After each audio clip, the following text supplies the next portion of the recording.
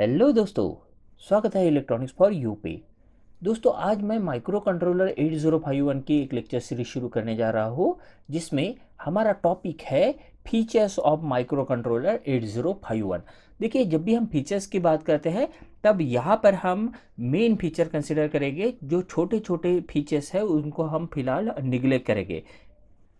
तो हमारा सबसे पहले वाला जो फीचर है 8051, ये 8 बीट का माइक्रो कंट्रोलर है और इसका जो प्रोसेसर रहता है ये 8 बिट का रहता है। इसका मतलब इसके जो अरिथमेटिक और लॉजिकल ऑपरेशंस है ये 8 बिट पर होंगे।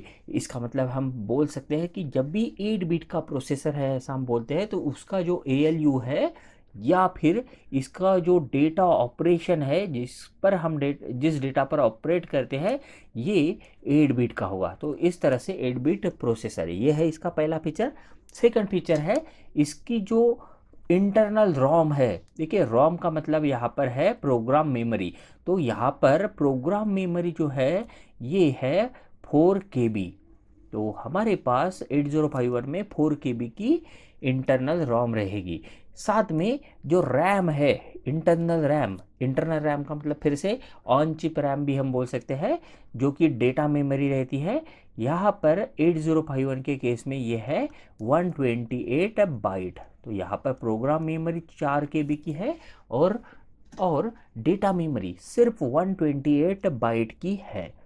इसके अलावा 8051 है, इस पर 4 8 बिट के आईओ पोर्ट्स रहते हैं। देखिए, आईओ पोर्ट्स का मतलब है जहाँ पर हम इनपुट आउटपुट डिवाइसेस है वो कनेक्ट करते हैं। ऐसे पिंस जो टोटल है इन केस ऑफ 8051 ये है 32 पिंस। तो 32 आईओ लाइंस है जो हम इनपुट करके या फिर आउटपुट करके भी उसे इस्तेमाल कर सकते हैं। तो 8 बिट का प्रोसेसर है, इसीलिए ये 32 डिवाइडेड बाय 8, इस तरह से हमारे पास 4 पोर्ट्स हो जाते हैं। तो 4 आईओ पोर्ट्स है। साथ में हमारे पास 8051 में दो 16 बिट के टाइमर्स है। टाइमर्स को ही हम काउंटर करके भी इस्तेमाल कर सकते हैं, इसीलिए हम कह सकते हैं कि हमारे पास दो टाइमर काउंटर है जो कि 16 बिट के है। इसके अलावा माइक्रो कंट्रोलर 8051 ये फुल डुप्लेक्स यूआर्ट में सीरियल कम्युनिकेशन भी कर सकता है। तो ये फुल डुप्लेक्स सीरियल कम्युनिकेशन करेगा। फुल डुप्लेक्स का मतलब है ये ट्रांसमिट और रिसीव एट अ टाइम कर सकता है। तो 8051 micro controller at a time transmit और रिसीव कर सकेगा। इसका मतलब है इसको दो सीरियल लाइंस रहेगी, एक इनपुट के लिए रहेगी और दूसरी रहेगी आउटपुट के लिए। और जो इसके लिए हम डिवाइस यूज़ करते हैं वो रहता है UART, universal asynchronous receiver transmitter.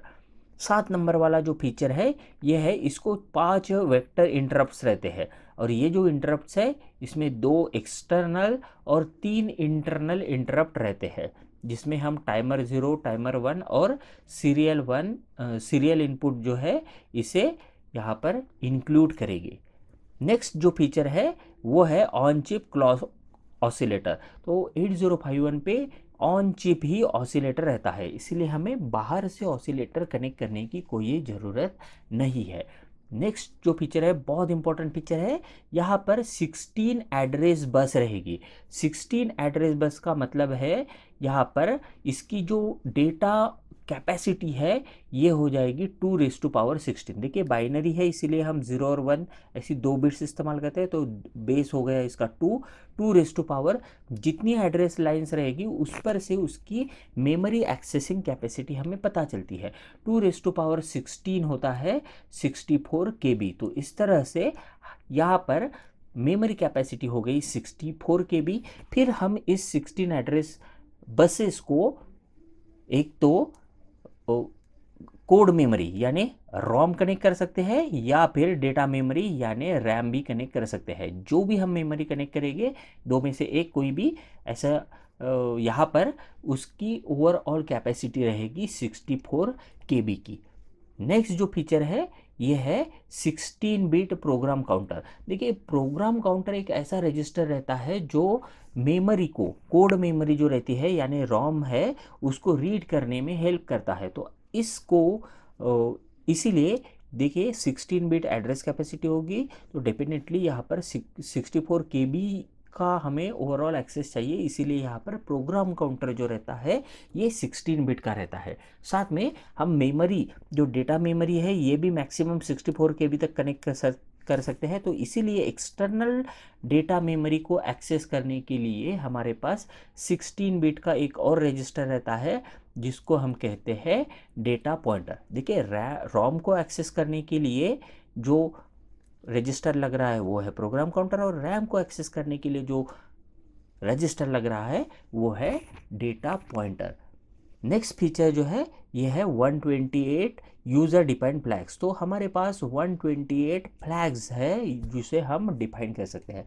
ये सभी के सभी बीट एक्सेसिबल रहते हैं। ये एग्जैक्टली क्या है ये आपको फ्यूचर में पता चल जाएगा। हमारा जो नेक्स्ट फीचर है ये है 32 जनरल पर्पस रजिस्टर। देखिए हमारे पास 8 बिट के 32 जनरल पर्पस रजिस्टर्स रहते हैं। ये हम डेटा स्टोरेज के लिए इस्तेमाल कर सकते हैं। तो ये हो गए overall features for 8051 micro controller. अब देखिए दोस्तों, यहाँ पर हम बात तो कर रहे हैं 8051 माइक्रो कंट्रोलर की, लेकिन 8051 माइक्रो कंट्रोलर नाम का कोई भी माइक्रो कंट्रोलर मार्केट में डायरेक्टली अवेलेबल नहीं रहता है। ये जो माइक्रो कंट्रोलर है ये पूरी की पूरी एक माइक्रो कंट्रोलर की फैमिली है, यानी इसके जैसे ही बहुत सारे यहाँ पर रजिस्टर्स रहते हैं जिसे हम यूज़ कर सकते हैं। बहुत सारे माइक्रो कंट्रोलर्स रहते हैं, ये अलग अलग नाम से जाने जाते हैं।